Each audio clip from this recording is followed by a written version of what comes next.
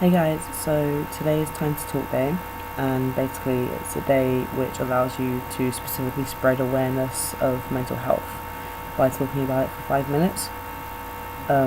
Mental health problems affect 1 in 4 people, and I am one of those people.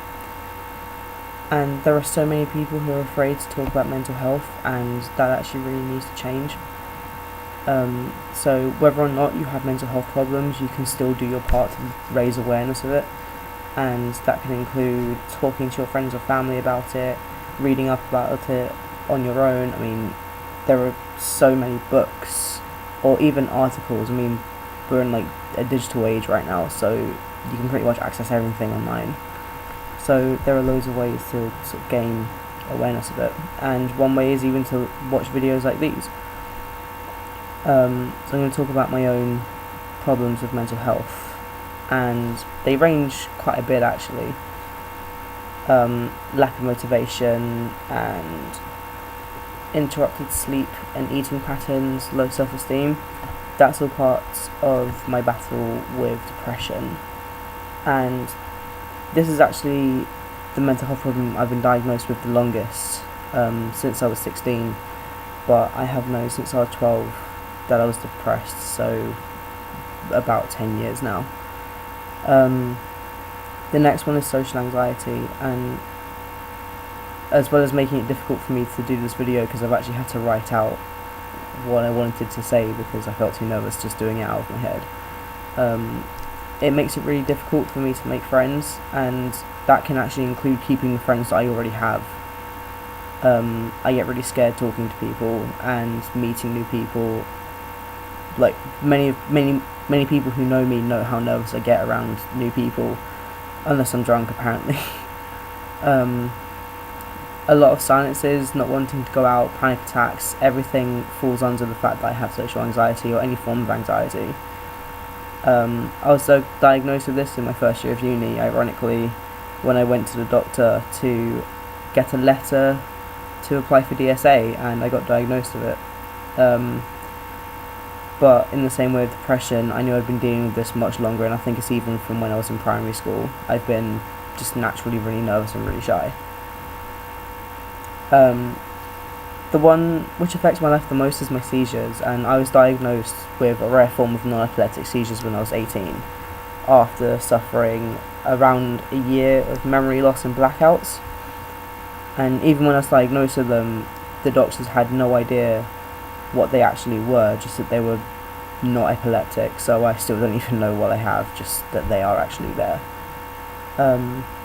My newest diagnosis was only made a couple of weeks ago, and that's trichotillomania, pretty much otherwise known as hair pulling, and this is one I've probably been dealing with the longest. I've been doing that since I was about 7 or 8, and only actually had the courage to say anything about it recently, and only a few people actually know about that, and that includes my housemate and my parents, because they obviously dealt with it when I was younger.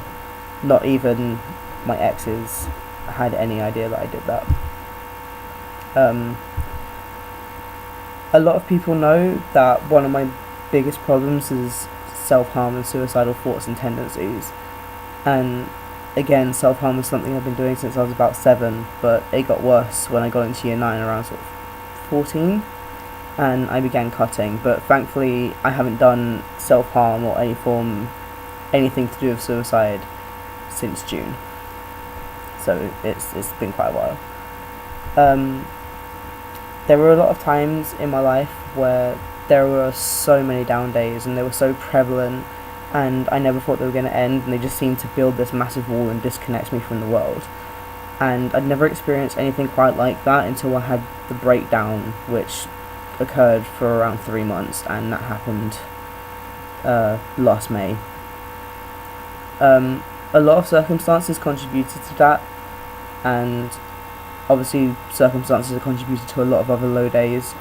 There's been like a lot of crap in my life, but I kind of moved forward in it, and it's a lot of the stuff that's happened to me that have caused these problems, like these mental problems that I have in my life. But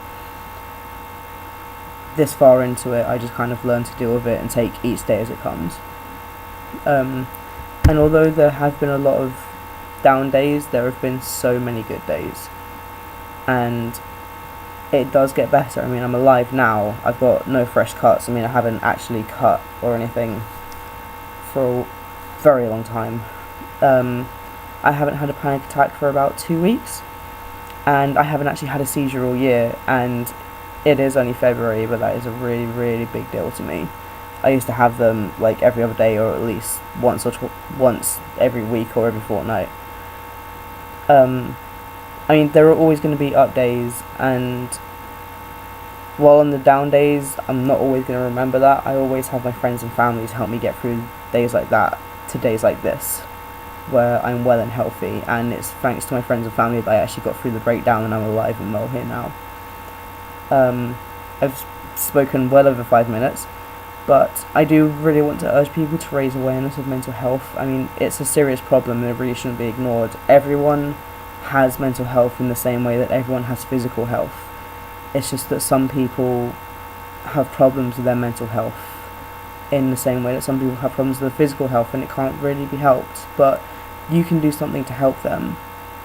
And there are so many ways that you can do that. I mean, I mentioned that at the beginning of the video, so it's a really serious problem and it shouldn't be ignored, because so many people have been lost due to ignorance of mental health, but for everyone there's a way of preventing that. And for anyone else who's dealing with mental health, or even anything I've mentioned in the video, or anything I haven't mentioned in the video, there are always people you can go to who will help you. You can go to your GPs and counsellors. Like, it's thanks to my GP that I've been referred to a mental health clinic to try and do something about the hair pulling. And you can even talk to me. I'm always happy for people to talk to me about anything, and I'm always happy to even learn new things about mental health problems that didn't even occur in my life before.